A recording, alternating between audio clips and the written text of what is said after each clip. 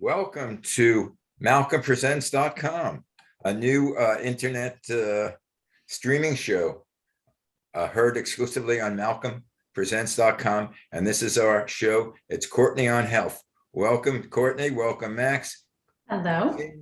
Do the intro. Hello, both of you lovely people. And I know Courtney has her tea, and so do I. See, yes. We'll go. Nice cheers. Cheers, baby. So here we are at Courtney on Health, a Zoomcast podcast series about how to get through the COVID times that just don't seem to want to leave us, with tips on nutrition and exercise given by Courtney Gravenese, registered dietitian with a Master of Science degree in nutrition and applied physiology. Courtney is an experienced nutritional and health consultant in the New York metro area and beyond. And that could be anywhere, and will help guide you on a path to wellness and health. So this is a poem by Ryland Koch. It says, "Don't be a waster." And he won a poetry competition for under 12-year-olds 2 years ago in the UK from this website, toogoodtogo.co. So here it is. Stop before you throw that food away. Could you eat it another day? Lots of leftovers are safe to freeze, like cookies, fruit, and even cheese. It's really not a great big deal to serve less food at every meal. Why don't you use smaller plates when eating curry with your mates? Shop for only the food you need. A dozen donuts, that's just greed. And if you do have food to spare, use an app that helps you share. So don't be a waster, use your brain. Unwanted food causes the planet pain. So Ryland was pretty, his poem was pretty spot on. He's 12, you said? I think he's 12, yeah.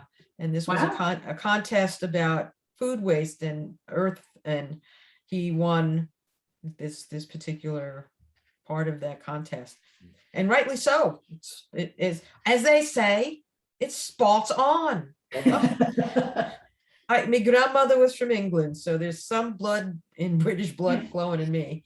Anyway, so the topic, we're talking about food waste, which refers to food that goes uneaten and is trashed. While the food you toss in the trash at the end of a meal is a large contributor to waste, there are many other factors that exist. It is estimated that Americans throw away more than a pound of food per person every day. Most restaurants, hotels, and food service industry alike have a tendency of over-preparing and overstocking food. Supermarkets also contribute to the problem, as food is thrown out if overripe and outdated, which is crazy. We bury so much organic waste that landfills are now the third largest source of climate-damaging methane emissions in the US. Anthony Bourdain produced a movie called Wasted, the story of food waste, which gives a complete picture of the various problems created by food waste. If you can catch that, it is a terrific documentary about this issue. In addition, food waste also affects hunger and nutrition. So the question is, what steps can you take to prepare food for a healthy meal and reduce waste? And what actions can you take yourself to not, throw things and trash everything? Courtney will give us some great info on food waste and nutrition, and I'll throw in Happy Earth Month. And now I'll take it away, Courtney. Explain all this food waste and what we need to know. Please. Absolutely. So very timely. Yes, we thought for Earth Week, as the kids are doing. It's nice to see it's more than a day. Most people don't want to, when we hear about, sustainability, things we can do, food waste, maybe you guys would, but most Americans aren't going to look inward and say it's we in the home who are contributing to the most of the waste. But sadly, in the United States, most of the food waste and loss, and I'll explain the difference in just a second, does come from homes. So 43% of it is coming from homes. So that's what we brought in and what's wasted from here. So that's huge. So I'm hopeful that this segment today will give folks a little bit of motivation. If everybody does a little, rather than feeling like we need to do big sweeping changes, if we all do a little, it will have big impact in the long run. So just like you said, Max, food waste, it's globally, it's a problem, but it's the biggest problem in developed countries. Globally, we waste 1.3 tons of wasted food every year. That's massive. It's huge. It's a big number. Sadly, I mean, it's all wasteful, no matter what type of food it is. But at least in the United States, fruits and vegetables make up about 33% of our wasted food, which, if you think about it, I mean, think about kids, think about adults, think about the issues that we've even spoken about on this show about getting people to eat their fruits and veg. So that's a big number. And even though some of it could be composting, and people are certainly composting food, that only helps with part of the picture of being impactful for the environment. It doesn't really address the front end of the problem, which is let's reduce the waste to begin with, because that has impacts as well. If you think about it, resources, it's a waste of natural resources. It's a waste of water. So you have to think about more than just, okay, well, I'm composting and then that's it. You have to think about the bigger message of how it's contributing to greenhouse gases and the resources being wasted on the front end before it gets to the compost. So restaurants are certainly trying. They're next in line. They're about 18%, at least according to United States data that we have. Farms. So the tricky thing with farms is that there's lots of things. I know we had Jared from Laughing Fork Farm. It's hard work in the Northeast. I don't know about where you are, Malcolm, but this is a brutal spring. It's been cold. It's a lot more woman and manpower required to protect these crops. So it's weather, it's pests, it's disease. It's a lot of things that are impacting farmers that impact the food waste. People don't, it's really unintentional. So let's go back and let me describe food waste versus loss. Go ahead, Malcolm. In California, it's been drought. Go to the other side. Lack of water. Yeah, there's every possible thing you can kind of imagine of. Yeah. I mean, it's not like we haven't had things like this in the past, but it seems to be more of it.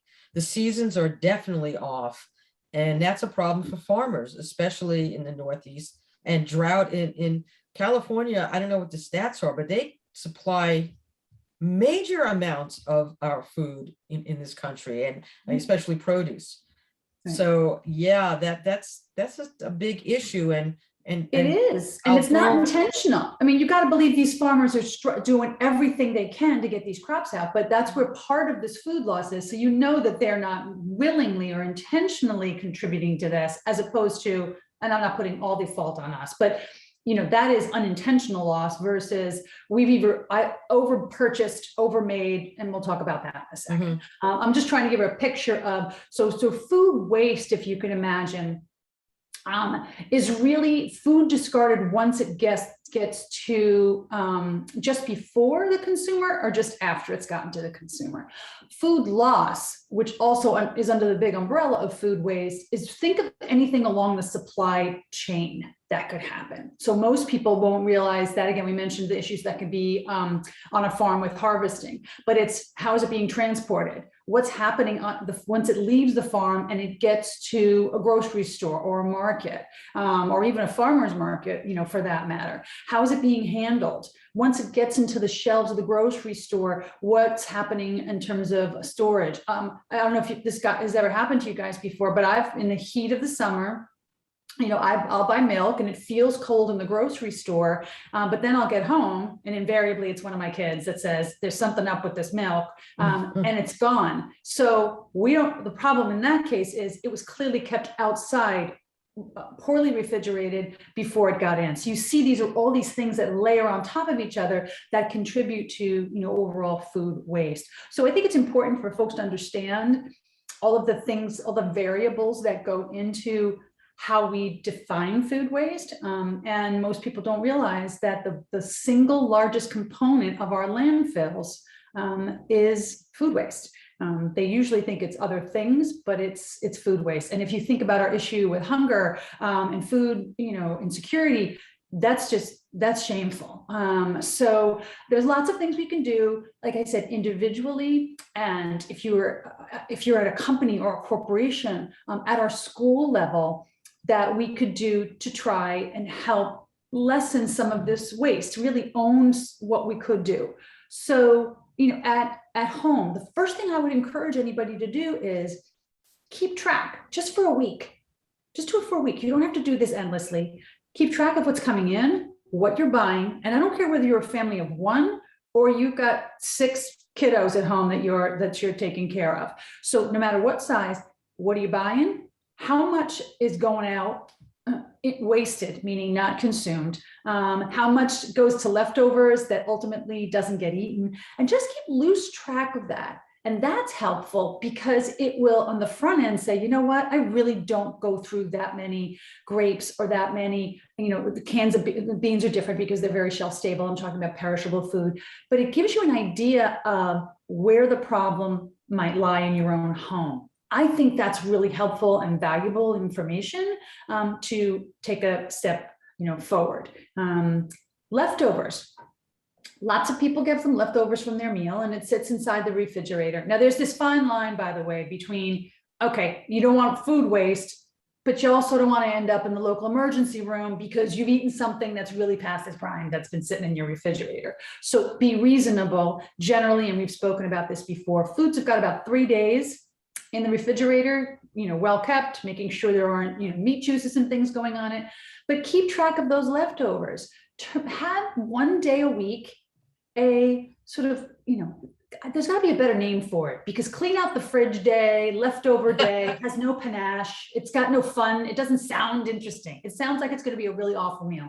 But Cool food left in the fridge day. what I love it because, I love it because it means I don't have to recook something. It usually just means I have to reassemble or I do that too.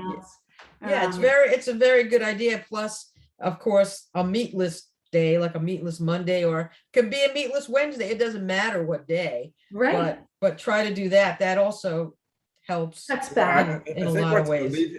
Alleviates this is a pandemic, because I notice that we eat more of the food that we cooked, the leftovers, because I'm home. Right. Well, so some silver linings, right? Yeah. So I mean, the days that when my wife cooks, she usually cooks a lot. We have in the refrigerator, but now since the pandemic, that becomes my lunch. Mm-hmm. Yeah. Where normally, if I'm in the office, I wouldn't eat that. Well, you bring up a good point, though, Malcolm. So now that people are going back, so why not? I think why not make it lunch? It's really pretty easy. Not only is it economical, but it does use up leftovers. They're just as tasty. And most office spaces have a communal spot to heat up foods. Throw it in a food safe container, put it in the fridge at work, or if you don't have a fridge, in a cooler container. You saved money, you've used leftovers, and it's probably far fewer calories than you would have consumed if you had eaten out. So I think that's just a message to encourage people to start doing that. And just like anything else, the more habit you get into, the easier it is. Now, for some people, it totally doesn't work because they might be bouncing from site to site to site. But in general, maybe it's something to absolutely consider. And Maxine, back to your point, even if somebody's like, what, I don't know about no meat every day. Studies have shown that if you just cut back on, remember, if everybody just does a little, right? Cut back on the serving size. That's helpful because A, economics, B, calories, and most of us could probably use with a little bit of shaving off of how many calories we're consuming. And simply by cutting back on the serving size of meat-based or these sort of resource critical or these resource heavily dependent products, that's impactful.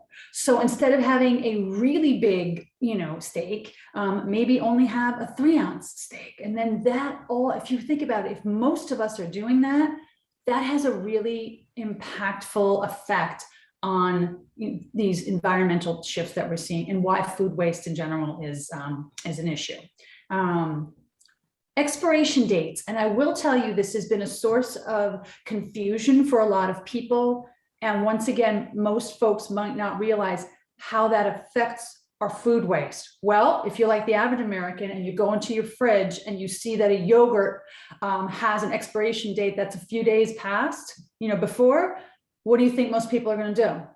Dump it. Dump They're it. going to dump it. And some of it is because it's like, it's a, a line in the sand, like beyond that date, most people think I'm not going to risk it.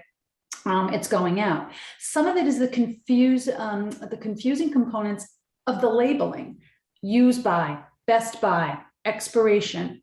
So I get it. It's confusing. I will say that from a legislative perspective, they're trying to make it more uniform so that it is clearer to people what the date is. Best by means that's just the peak freshness. It doesn't mean you're going to end up sitting in the bathroom for the next 3 hours, getting rid of it. It just means probably not the tastiest. So to clear up those guidelines so people aren't as confused, because when people are confused, absolutely the mantra, when in doubt, chuck it out, is going to be very, very present. So that will be very helpful for people. But just so you know, guys, right now you can go online and search for the USDA has guidelines. I know this from my work, first of all, with, just like familiar with the USDA guidelines, and at the food pantry.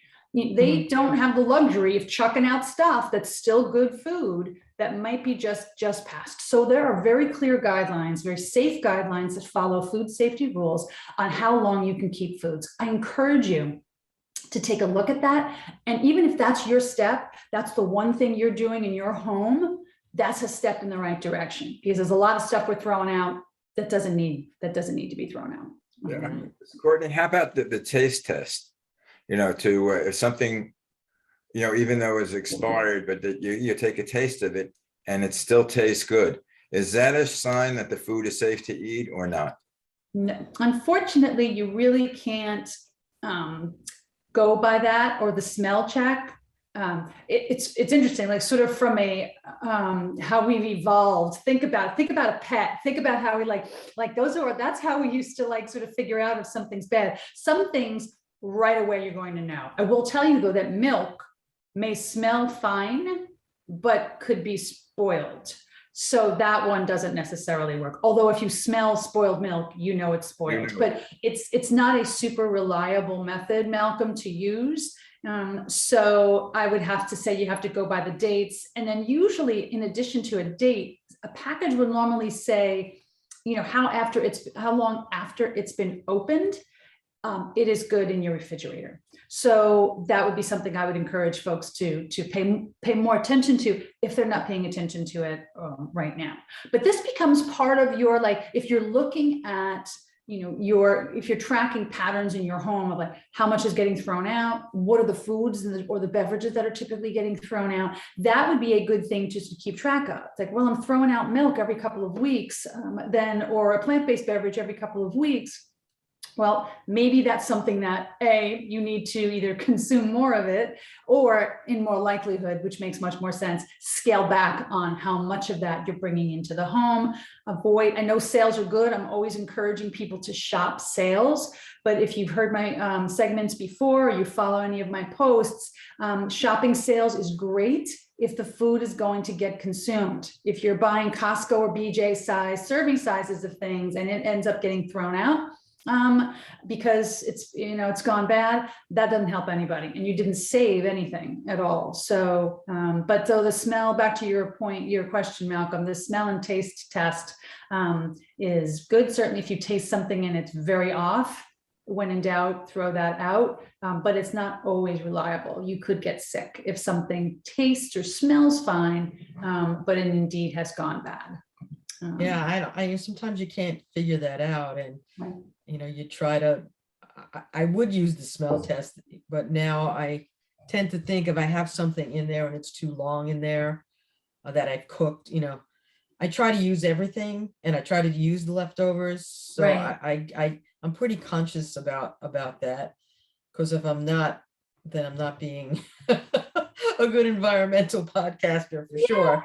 But No, but I get that. And nobody's perfect. We're just asking for everybody to try a little bit, make use of the freezer. I know some folks don't like it, but if you're either going to be out for a couple of days and what you've had is not you're going to be past that 3-day point and it's something that's freezable, and most foods are, stick it in the freezer in an airtight container and then break it out again and just reheat it properly. Again, whenever you reheat, you want to reheat properly. That's a great way to utilize it. Fruits and berries, as we're moving into fruit, more abundant produce. Take a look at it. If you think it's going to go bad, maybe one night would be a big salad before all your greens and all those vegetables start to turn. Maybe that would be a great night for a big salad night, and have some grilled chicken or some grilled tofu or some grilled steak with it, so that you're utilizing it before it goes bad. Berries are very easily frozen. Some vegetables, not so much, unless you have the capability to sort of do that deep freeze. You just have to make sure you're doing it properly. Most can be frozen. Berries lend themselves very easily to being frozen as we're moving into, I cannot wait, strawberry season's coming up in June, but rinse them first, dry them really well, stick them in an airtight container and freeze them, and then you've got them handy. So that specifically addresses some of the fruit and vegetable waste that we've seen. Grow your own herb garden. Now, someone like, well, how's growing my own herb garden help with food waste? Well, if you do your own shopping and you go to a grocery store and you just need a tablespoon of maybe chopped basil, but you've bought yourself a gigando plant for $4, it doesn't last forever. So if you have an herb garden that you can pick from as you need it, there's no waste, because you're picking what you need specifically for your recipe. So keep that in mind. Even a small little herb garden in a small spot, you don't need a lot of property, just needs a sunny spot. In the end, certainly saves money, but helps reduce some of the food waste that we see from things like herbs, and mostly herbs. What about composting? Composting is great. I mean, like I said, it helps on the back end. It doesn't do much to help with the reduction in the first place. So a lot of communities now are offering the bins, the composting bins, which you keep somewhere in your home. There's a lid on it to contain the smells. You throw your scraps in there, and there's one of two, well, it's probably one of many ways, but two of the more popular ways to do it is you use it in your own yard. It does need time. It needs to break down. You can't just hurl like a bunch of banana peels and orange peels on your property. But in the absence of you having your own composter, many communities are taking that. You bring the bin to them, they take care of it, and then it's being used for local farms or community gardens. Well, we're trying, a lot of communities are trying to start curbside, picking up curbside scraps from curbside. Right. And that's a whole other thing in itself, to make sure it's protected and animals don't, up in here we can find hey, I put my scraps out and there's a big old bear, coyote or Yep. Now we're seeing bobcats. So, but the idea that we're trying to get people to be conscious of that. I know it's the back end, but it's also very important. Oh, very important. It Sure. it just gets thrown out in the garbage. Mhm. And so again, waste. Absolutely. And I will say even schools, because the amount of contribution that institutions, food services contributes to the waste within the United States is on the lower side, but it's certainly still there. There have been movements around the country for schools to help with food waste. So typically, if you think about this, it seems like a small change, but it has large benefits simply by shifting the way the kids are served lunch in school. So for specifically, these are the kids who get lunch as they move through the lunch line. Historically, they might get, a plate pre-filled for them with the meat, the pasta, whatever, and then pre-served vegetables or fruit. Well, what do you think is going to happen? I mean, I hate it. It pains me to say this because I'm a dietitian, but how do you throw out fruits and veg? But I bet you the fruits and veg that are served to kids in school and their lunch plate, right in the trash bin, baby. So simply by making the shift from, we're not going to load the plate for them. Okay. We're not going to preload the plate. It's going to be self-serve. It's in individual containers, smaller containers, and let them take what they want. So their preferred veg So offering more choices, not a ton, but more choices so that they're able to select what they want rather than it being preloaded and almost entirely being thrown out. So that's a small change that many schools are trying to do. Many schools are doing the farm to school initiative. So that helps the local farmer because that helps the local farmer reduce waste. If they're able to move more of their produce locally, that certainly helps and reduces. They also, some schools, even in New York City, are starting community gardens, and or even there's one in Williamsburg that has a rooftop garden, community garden, that they're teaching kids about how to grow food. If kids know how to grow food and see how the whole process works, they're not going to throw out those veggies and fruits if they get them on the plate. So it's the whole thing. Everything is an education process, and getting people to take action and understand based on information that you're giving, which is great, is really important. So that's something we need to also think about. Speaking of Stop Food Waste, just wanted to throw this in. Stop Food Waste Day is on April 27th. Every year. It just recently started a couple of years ago, I think. I'm not sure about that, but there's an actual Stop Food Waste Day, and it's about educating and igniting change. It says food waste is central to some of the key challenges facing the world today, including hunger, poverty, climate change, health and well-being, and the sustainability of agriculture and oceans. You can tweet them or find them at Stop with the little Stop Food Waste Day. And I just think it's pretty apropos to today. That's why. Yeah, absolutely. I like that. Yeah, well, I don't know if you guys listen to one of my other programs. Actually, Max knows about it. It's called Sid and Malcolm. And Sid Mandelbaum has about, I think it's 20, 30 years ago, 30 years ago, started this thing called Rock and Wrap It Up. Mm-hmm. And basically, basically they get food from rock and roll concerts, like they started out with the Rolling Stones, and they have food prepared for the backstage people. And it turns out to be millions of pounds of food a year. And he's also extended that to sporting events. I know he does the New York Yankees, and he gets all the food from Yankee Stadium. And what they do is they pick it up every day or every time there's an event, and give it to food banks. Mm-hmm. And shelters, food banks, absolutely. Yeah, that's and a they're very great strict. initiative. And they're very strict on that. The food is good to eat. And they're moving it pretty quickly. Restaurants have been doing that. Schools are starting to do that. I wish corporations would get on board like that. And even though it's a small percentage. I know he does it with Costco. Yeah. And with the Trader Joe's. So before their food expires, instead of throwing it out, they donate it to him. He picks it up and distributes it to the food banks. Yeah.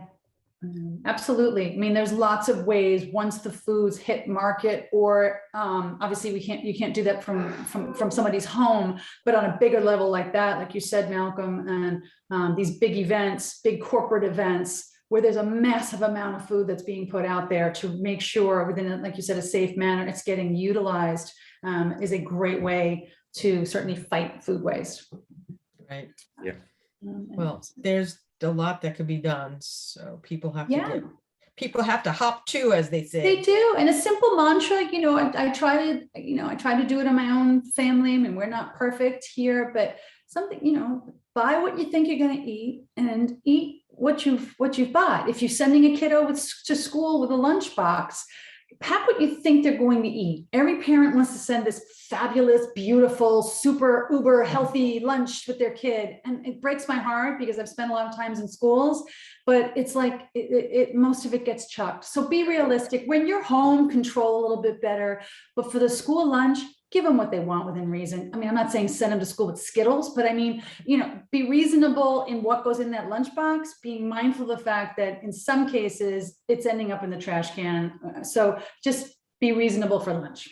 I was peanut butter and jelly kid. And my mom would throw in, of course, a banana, an apple, some fruit. But I could, pretty much eat that almost every day when I was in grade school. I loved it. And Then when in junior high, we had that was the weird thing about my junior high. They had like lunch at 10:30 sometimes. It's And still I was the like, case. what are you Yeah. thinking?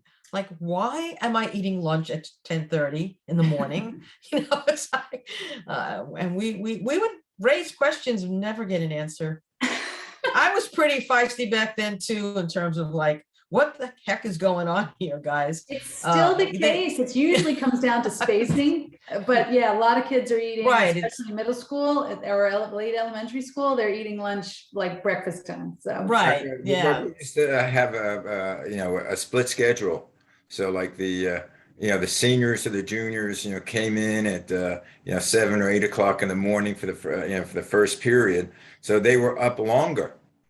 So Right. their time when they were hungry might have been, like the 11 o'clock. Lincoln Whereas High came School in later. had this we both went to Lincoln's and there was split schedule, but when someone they made homemade incredible chocolate chip cookies, like big, and you would smell it if you were taking a certain class not far from the cafeteria. Inevitably one would, I need to go to the bathroom, run in, buy like 10 of them, give them out. That was like a thing. It was like, All it right, was just I'm just those saying, that's just mean to do to your kids. That was just mean. Anyway, guys, our time is up. Oh, that was too quick. So Max, send us out of here. We're gonna send. I don't want to send us out. It's too much of a good convo. I know, So, maybe. Well, we can continue anytime. it's just Earth Month, Earth Week, Earth Day. Every day should be Earth Day, of course. So please be conscious, and Courtney gave us some great info on food waste. So try to just take some action. And thanks for joining us for Courtney on Health. To get more info, follow Courtney on her Facebook page, Courtney on Health, on Instagram at CLG Wellness, and visit her website, CourtneyGravides.com. For more shows, go to MalcolmPresents.com and theManyShadesOfGreen.com.